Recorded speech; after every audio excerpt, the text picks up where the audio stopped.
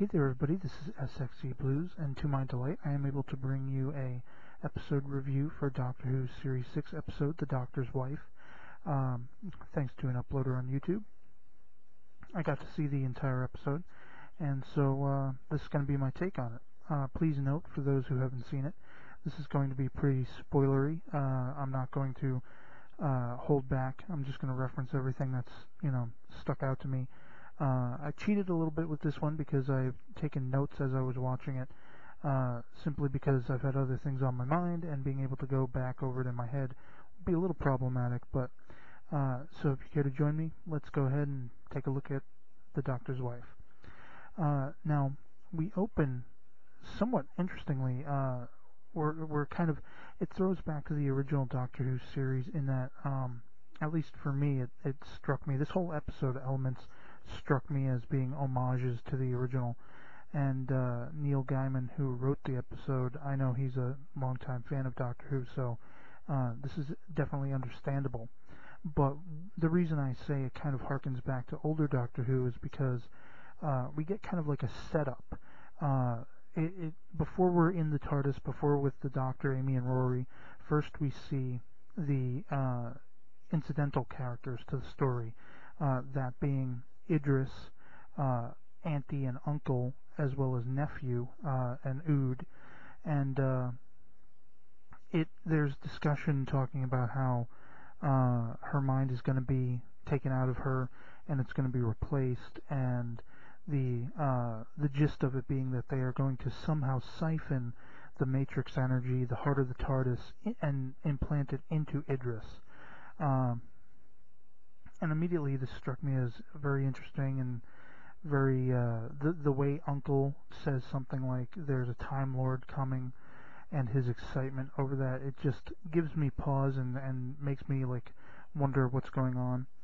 We shift over to the Doctor, Amy and Rory in the TARDIS, and he hears a knock on the door after a few brief bits of dialogue, and they realize, we're out in deep space. What's going on? How is somebody knocking on the TARDIS doors?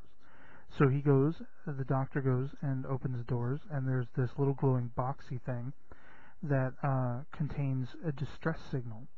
And this, again, using the term, harkens back to the original Doctor Who series. There was something very similar in a Patrick Troughton episode, or maybe a couple of them, where the way he communicates with fellow Time Lords is to use this sort of little box of psychic energy. He implants what he wants to say in it and sends it off like, so many emails that we might send off. So this box contacts him in that way, and he follows the signal, realizing that it goes outside of our universe. And I love the references to how, sort of, our universe is like one giant bubble, and there can be another little bubble universe outside it. That begs the question, how many other bubble universes are there? This probably gives us a little more concrete idea about what the time lock that the Time Lords are in, going back to the Time War, what that's like. It's probably a bubble universe existing outside the normal universe that it used to be, or that they used to be included in. But what I think is really funny is when the Doctor and auntie and uncle, if you will, meet, and then Idris is there, and she's just going mad. She's got the Matrix energy in her head.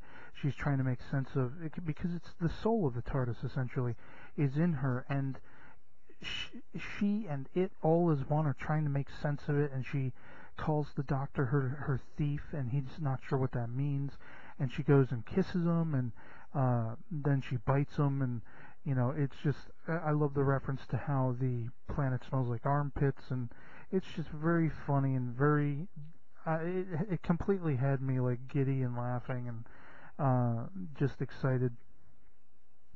But what ends up happening is we find out that this asteroid, this planet, whatever it is an entity unto itself, called House. And as it turns out, the Doctor is feeling this sense of Time Lords being around after fixing nephew, which is the Ood, his little vocoder voice box thingy, and he hears all these messages from Time Lords, and he's certain they're there. After he sends Amy and Rory back to the TARDIS on a wild goose chase to find his sonic screwdriver, which he has with him the whole time, he delves a little deeper and figures out that the distress signal box was actually a lure to get him to come to this entity, because this entity has made food of TARDISes and Time Lords and has harvested pieces of them. I think the very most interesting part of this is how the Doctor references the original message he receives is from the Corsair. And the way he knows this is because it's embroidered with a snake tattoo that the Corsair himself has worn over multiple regenerations, both male and female regenerations, which is very notable. For those who wonder, could the Doctor eventually end up a woman? Well, apparently so. It just depends on if he so chooses, I guess. But when he finds this out, and Amy and Rory being locked in the TARDIS, House decides to envelop the TARDIS and become one with it. Fill the void, if you will, that the Matrix energy that has been siphoned out and put into Idris, he's planning on usurping the TARDIS itself. And so he's going to basically be rid of Amy and Rory automatically. But I love how Rory comes up with this, and I can't remember offhand what this reminds me of. There's some other movie or story or show where something similar happens, but Rory comes up with this genius idea. If you kill us right away, kill us straight away, you won't get any joy out of it. You could extend your joy over killing us slowly over time. And in fact, House takes this to heart and tells them to run. And we get to see a real broad view of countless corridors inside the TARDIS, which it's the first time in a very long time we've actually seen more than just the console room. So they're, running around the TARDIS. Meanwhile, the Doctor and Idris realize the best way they can catch up to the TARDIS and House, because he's essentially heading back for the main big bubble universe, our universe, or whatever you want to say. They go, and I love the term, they find the Valley of the Half-Eaten TARDISes. And as, meanwhile, Amy and Rory are being chased around and being, mental games are being played on them by House inside the TARDIS, the Doctor, realizing that, this is his TARDIS incarnate, so to speak, and they argue, and she says, it wasn't you who stole me, it was I who stole you. I stole a Time Lord because I wanted to see the universe. I love this. I love this dialogue, this banter back and forth. It just, I don't know, it makes it like more, a huge, more overarching romanticism with Doctor Who and the relationship, which, anyone can have a relationship, so to speak, with an inanimate object. We are humans. We implant, feelings and emotions into inanimate objects all the time. We name our cars. We name, and to have that on a grandiose scale in a Time Lord sense. But here, the device is actually living and feels the same way. It is very strange and very, very cool. There's soon thereafter, I should say, as Rory and Amy are getting lost in this mad maze of corridors, and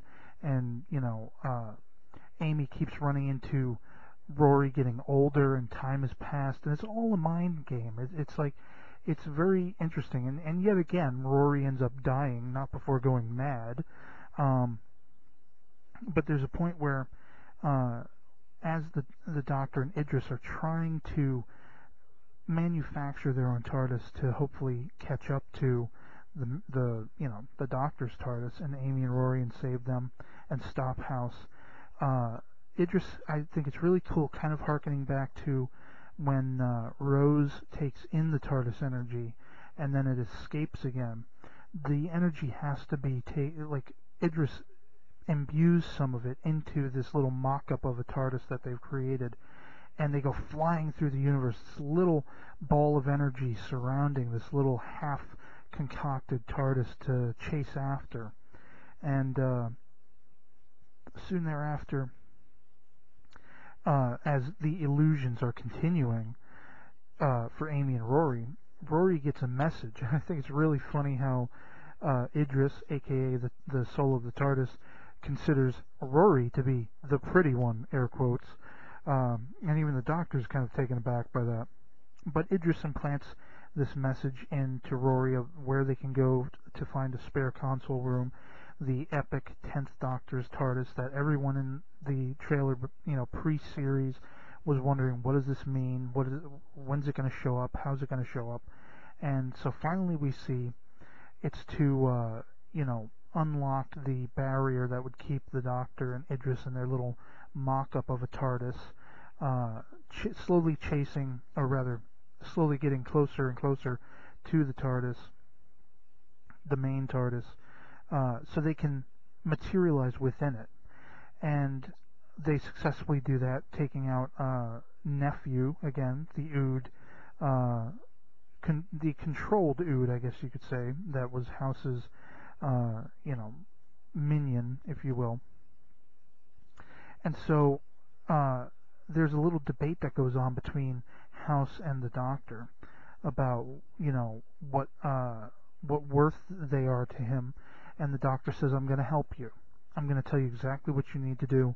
You're going to need to erase some of the extra rooms in the TARDIS in order to break back into, the main universe or whatever it is. And as it happens, House pulls a fast one, but the Doctor was expecting this, so, and deletes the room that they're in. Well, as it happens, the TARDIS has a backup system where if a room gets deleted and there's someone in it, they'll be quickly ushered, sort of beamed back into the main console room. Genius. All the while this is happening, unfortunately, Idris, being overwhelmed in a sort of humanoid body by the matrix of the heart of the TARDIS, is dying and dies. And the Doctor, basically with a windfall, references the fact that you just made the biggest mistake, House, because you just put the heart of the TARDIS back within its domain, the console room, and the energy escapes her body, and there's this, probably a vicious battle that we don't see. We only hear the voices of House pleading and sort of like screeching going on. And so the heart of the TARDIS defeats House, gets it evaporated, and there's this very touching, sad moment where the last essence of the TARDIS inside Idris says, I've wanted to say this for so long. Hello, Doctor. It's very nice to meet you.